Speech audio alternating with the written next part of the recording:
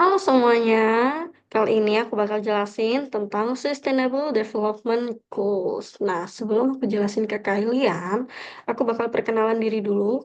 Kenalin, aku Cindy Aulia Holby, NIM 220913777030 dari kelas 2022A.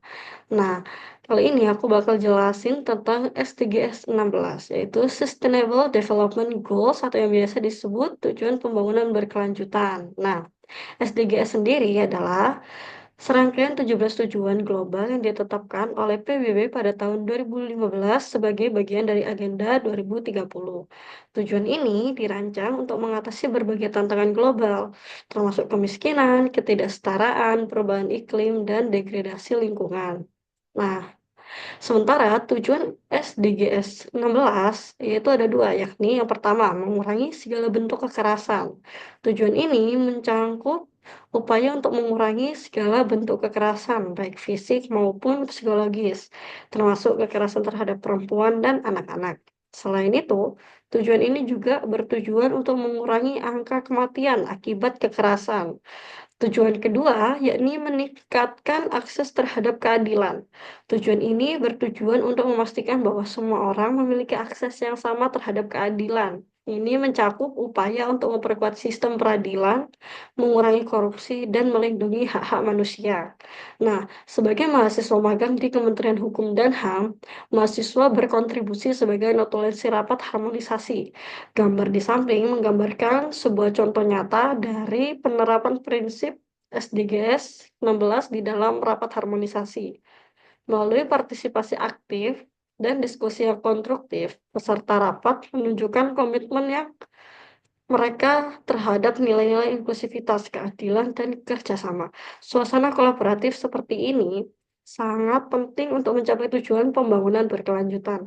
Nah, diskusi yang terorganisir dan terarah pada isu-isu penting ini berperan dalam memperkuat lembaga yang efisien serta bertanggung jawab, di mana pengambilan keputusan didasarkan pada data dan analisis yang komprehensif, serta mendukung pengembangan kebijakan yang responsif dan berkelanjutan.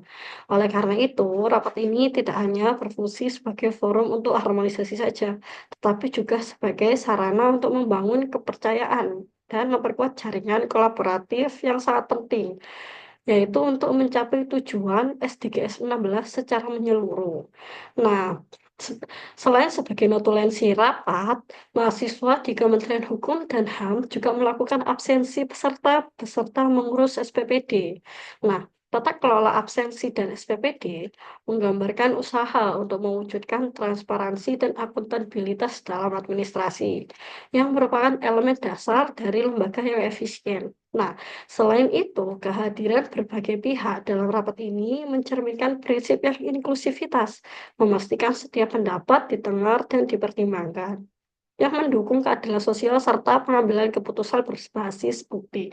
Dengan demikian, praktik administrasi yang baik dalam rapat ini tidak hanya memperkuat struktur lembaga, tetapi juga mendorong partisipasi yang aktif yang merupakan inti dari tujuan SDGs 16 untuk membangun masyarakat yang damai dan inklusif.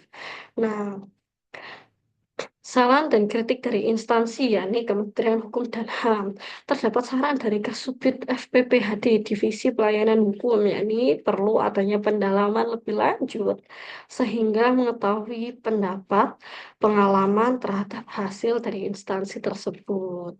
Nah, tersebut adalah penjelasan tentang SDGs dan mahasiswa adalah kontribusi mahasiswa dalam Kementerian Hukum dan HAM. Terima kasih. Saya Cindy Aulia Kolbi pamit undur diri. Wassalamualaikum warahmatullahi wabarakatuh. Jeda sedikit aja buat mengedit.